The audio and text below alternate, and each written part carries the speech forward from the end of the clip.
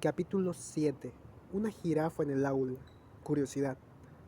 ¿Qué hace que en el aula o que en la clase llena de alumnos atentos en las que el profesor está explicando el tema de una determinada materia, los alumnos, sin excepción, sean de escuela primaria o universitarios, jóvenes o mayores, cambien su foco de atención desde el profesor y lo que explica hacia una jirafa que entrará en la clase por una puerta, tras pasearse por detrás de él, saliese por otra?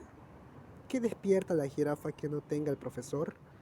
Despierta simplemente curiosidad, uno de los ingredientes básicos de la emoción, la curiosidad, lo que es diferente y sobresale en el entorno, enciende la emoción y con la emoción se abren las ventanas de atención, foco necesario para la creación de conocimiento.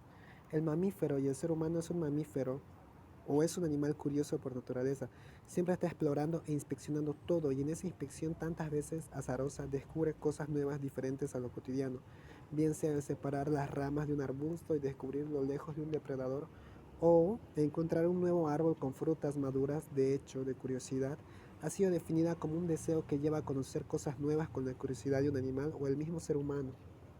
Adelantan sucesos posibles y conocen lo que puede suceder antes de que ocurra. El cerebro emocional posee neuronas y circuitos que activan cuando algo es diferente, asoma en el entorno, es decir, neuronas que responden al placer, el dolor que significa el estímulo sobresaliente visto. En definitiva, la curiosidad, permítanlo decir una vez más, es el mecanismo cerebral capaz de detectar las diferentes en la monotonía diaria y el entorno.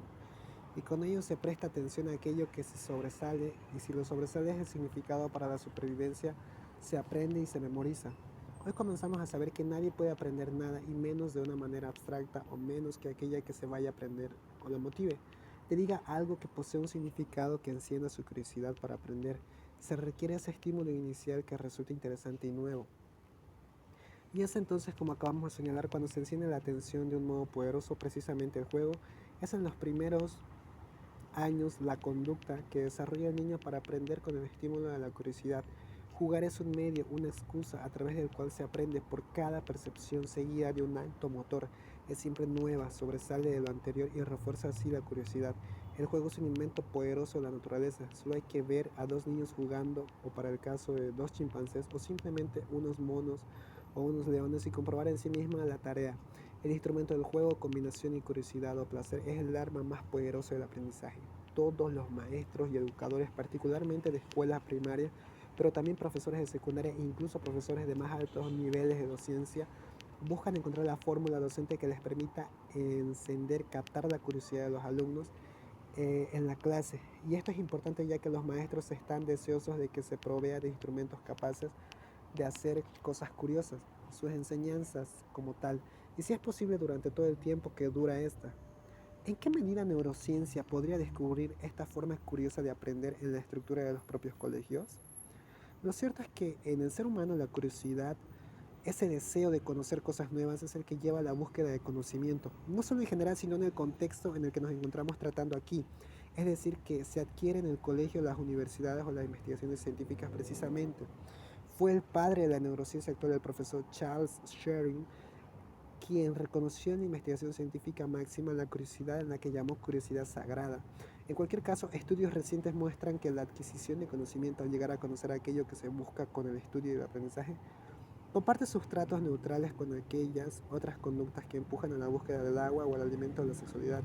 Es decir, lo hedónicamente placentero de ello se deduce que la curiosidad que se satisface a través del aprendizaje tiene como base cerebral el placer, lo que a su vez el aprendizaje tiene como ese refuerzo de la idea de la búsqueda de conocimiento y la toma de decisiones conducentes a obtener ese conocimiento. Es biológicamente placentero, placer que no es simplemente placer mental, sino que comparte los mismos circuitos y sustratos neuronales de placeres biológicos. Así pues, el circuito cerebral que se activa ante cierto estímulo que enciende curiosidad es aquel que anticipa y adelanta la recompensa, o si se quiere el placer, y por tanto reside en el sistema límbico o emocional. Incluye estas estructuras como la corteza prefrontal, el núcleo accumbens, la amígdala, el hipocampo, el septum, la corteza entorrinal, el hipotálamo y otras áreas del tronco del encéfalo. Algunas de ellas mencionadas en el capítulo anterior a propósito de la emoción. Algunos estudios han mostrado también la participación del núcleo caudado, tiene especial interés en el estudio utilizando resonancia magnética funcional, que se ha visto que los individuos que muestran curiosidad ante estímulos o informaciones nuevas o relevantes activan al mismo tiempo que las áreas de recompensas y placer de sustratos neuronales de aprendizaje, corteza prefrontal y la memoria explícita, el hipocampo, lo que refuerza la idea del papel positivo en la curiosidad del cuerpo y los procesos de aprendizaje o la memoria. Desde hace relativamente poco tiempo se habla de varios tipos de curiosidad. Por un lado está la curiosidad perceptual diversificada, está la curiosidad básica que tienen los mamíferos en general y el ser humano en particular, que es aquella fuerza que lleva a salir del aburrimiento, el aislamiento y que enciende en respuesta ante determinados estímulos interesantes, no específicos que sobresalen del entorno. Y por otro, la curiosidad epistémico-científica que refiere a aquella otra que lleva a la búsqueda específica del conocimiento, a saber que aclarar algo concreto que se estimula ante la incertidumbre o conflicto racional o conceptual y que se satisface cuando este conocimiento se alcanza el conflicto que resuelve. En otras palabras, la curiosidad epistémico específica sería aquella asociada a la búsqueda de una información en el contexto del estudio de la labor académica o la secuencia en los procesos de descubrimiento científico. En estudios recientes se ha resaltado la importancia de formar o fomentar en los primeros años los niños en el colegio la curiosidad primitiva, primigenia, básica que muestra la expectación de lo nuevo y lo diferente como un primer mecanismo útil que lleva a aprender y memorizar mejor y también a seguir después de luego repercutir o enlazar con esa curiosidad más específica. Lo que refiere al estudio, el conocimiento abstracto como cualquier maestro, no todos los niños son iguales de curiosos. La curiosidad puede darse como rasgo espontáneo de la personalidad de los niños y tener grados diferentes, pero también es cierto que hay niños no específicamente curiosos. En los niños que son curiosos como rasgo personal se han detectado ciertos aspectos conductuales.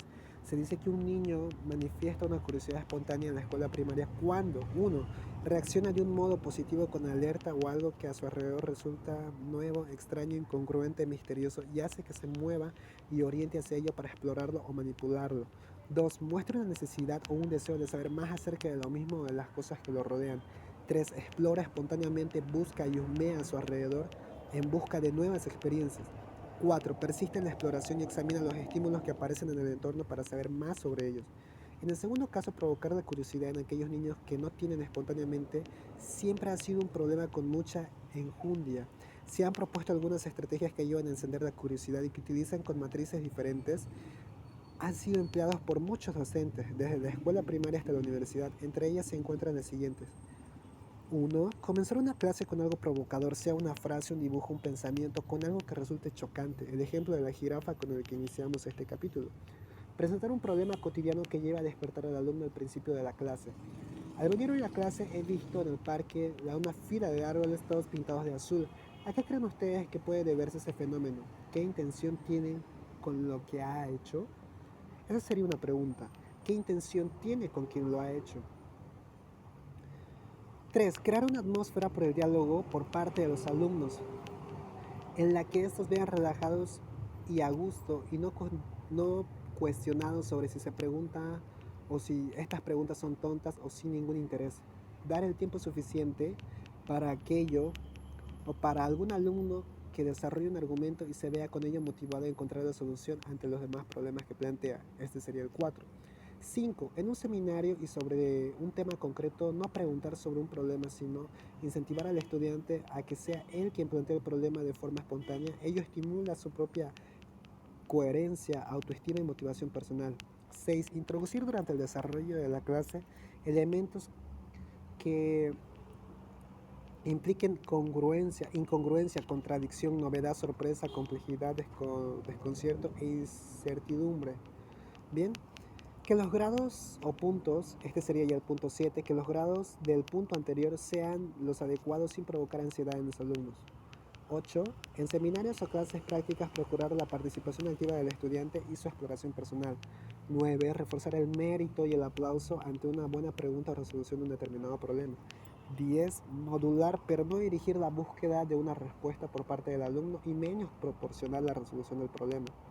La conclusión que se alcanza con todo esto es tratar de inyectar curiosidad en los estudiantes y con ello fomentar su disposición a aprender. Es evidente que los significados que encienden la curiosidad varían en relación con la edad, la hora del día, el estado del organismo y cuando se sucede en el medio ambiente físico, familiar y social. Esto último no es válido a la hora de sacar ventaja en estos mecanismos para aplicarlos en enseñanza más específicos en la escuela.